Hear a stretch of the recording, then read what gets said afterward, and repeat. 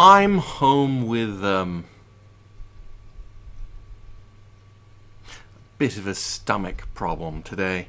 Started at about 4 in the morning, continued until at least 9 a.m., which kept me relatively firmly entrenched near the restroom, and gave me a chance to take a nap after that, because I was, you could say, drained.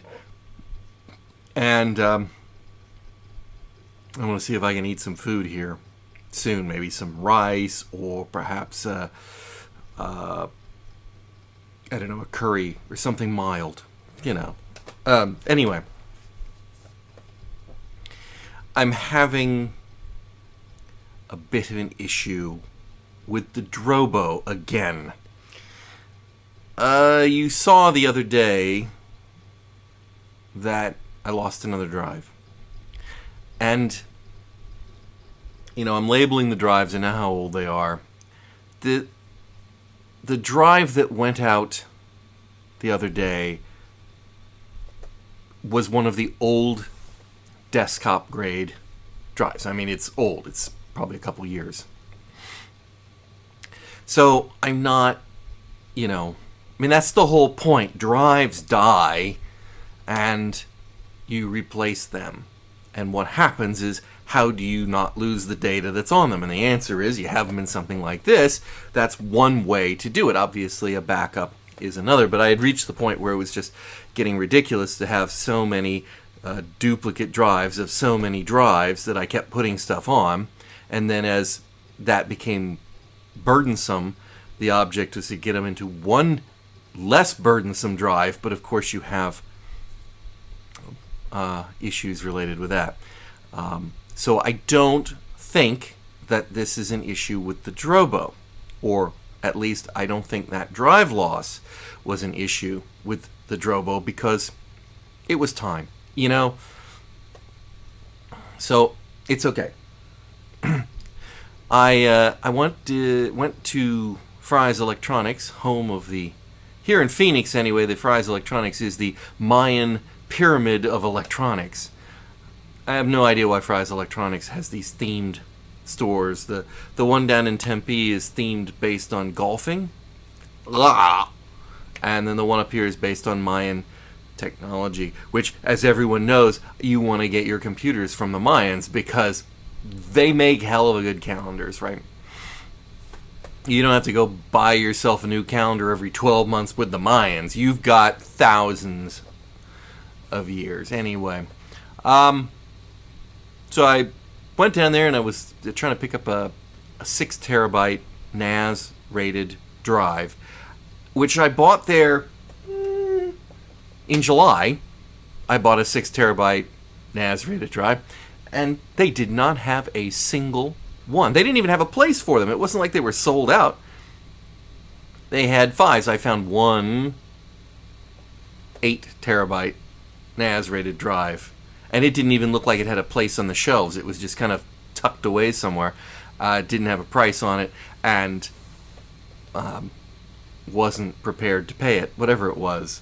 So I ended up getting a 5, which was still more than the 3 that came out. So it's it's a net gain, sort of, in Drobo land. But put it in, and it did its rebuild thing. And that was good. Took overnight. As we've previously established, it can do that without being connected to the computer. And it did. It went all the way through the cycle. The next morning it had gone all green and happy. And then the next night I came in and I plugged my computer into it, and I was going to use the computer.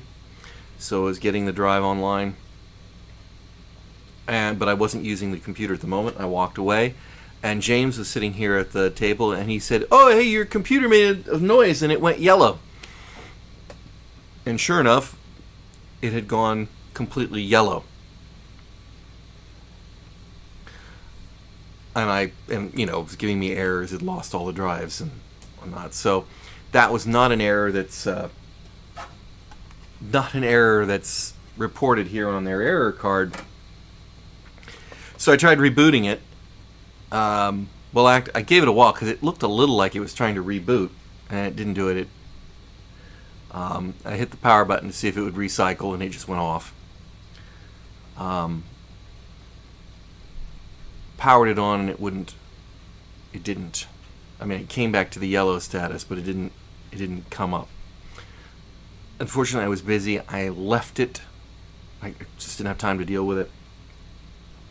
I left it for a few hours, and then I turned it on, and it came up very, very slowly. And the drives came up, and I thought, maybe it was updating firmware or some such nonsense. And I got it to come up. I got it to mount both drives that are on there. There's a Time Machine drive, and then there's my general data drive. And then it did the same thing. It went all yellow and down. And even then, I didn't have time to deal with it, so I turned it off and left it off for an extended period of time. Today is the first day I've had the opportunity to look at it in between trips, if you will. So I put the camera on it and shot video of it, and it took over 20 minutes to boot.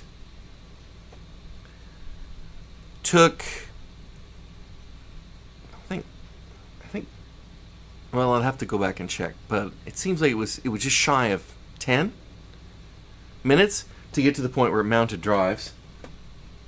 And then and I was able to pull data off of it. I have a few podcasts that were recorded like months ago, and we haven't had a chance to post them yet. And if I lost those would be very hard to recreate.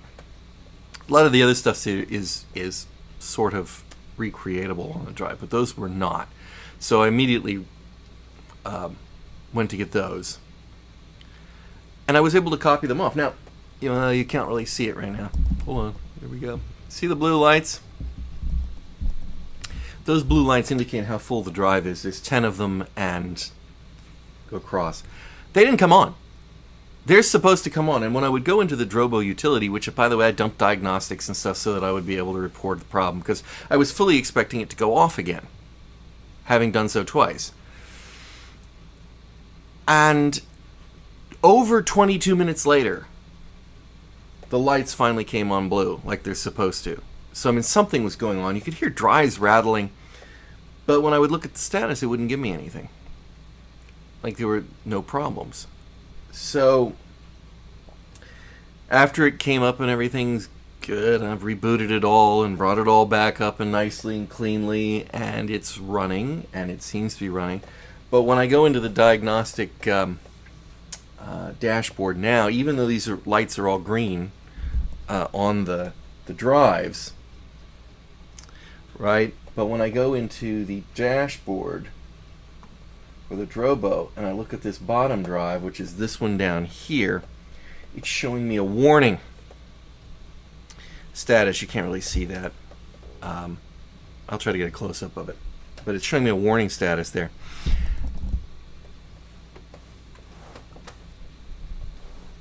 And there's no log information that I can find that tells me what that's for. And looking online, apparently that's a thing that happens if the drive has a couple of bad sectors or had a little report, and you basically can't clear it until the drive dies. But it's determined everything else is good enough. It's just letting you know that that drive is iffy. Now that drive I purchased in July also, but that is,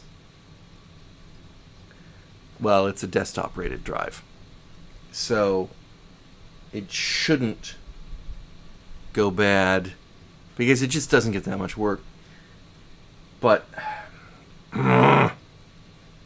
this is not, I can't pin this on Drobo. I cannot pin this on Drobo. But it feels like it. And I'm not sure. Not sure what's going on here. Anyway, that's my excitement. Well, I'm not including you in the real excitement of the day, but that's the other excitement for the day. I'll let you know how it goes. Hopefully, everything's good. Chuan has spent hours today trying to recreate Xiaolongbao for us. Will they be as good as Din Tai Fung's? I tell you, the kids are eagerly awaiting them.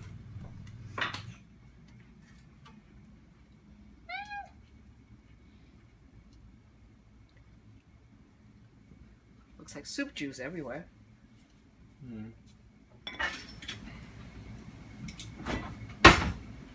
Boom.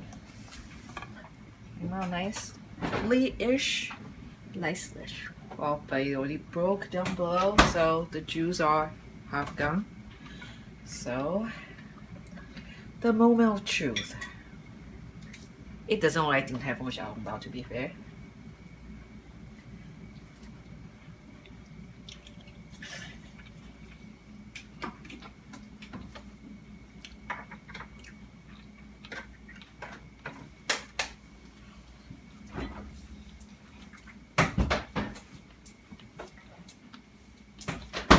Our viewers are waiting for a pronouncement. Not bad. I'm going for the second one. You need to find one with a juice inside. Okay. Good morning. Yeah. So, this morning, the weather's getting really nice. It doesn't look like it. It looks like I'm sweating like a pig, but that's because I've been exercising. But this morning, the weather is lovely. It's in the low to mid 70s now. So James and I got up and we're gonna grab a bite to eat and go to the park. And it turns out at 7:30 on Sunday, Burger King's not open. And the First Watch place for breakfast also was not yet open. So we ended up at Jack in the Box, which, meh, but it's sustenance. And we got down to Encanto Park, and it was quite nice, and we had a fairly successful Pokemon hunt in the morning. And while I was there, I got alert that my package arrived, which was my new license plate holder. And I got my license plate yesterday in the mail.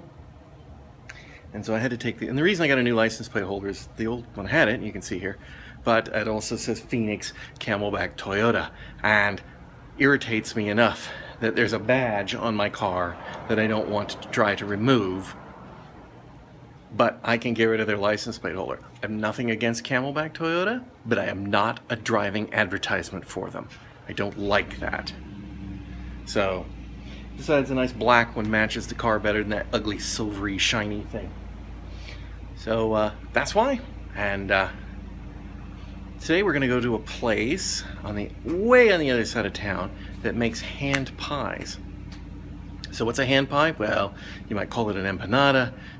It's not quite a pot pie, but it's basically a folded over pie crust with stuff inside of it. And they've got some that sound really good, like a green chili one, and the Cuban sounds pretty good, and then there's some that sound really nasty, but I'm sticking with the ones that sound really good.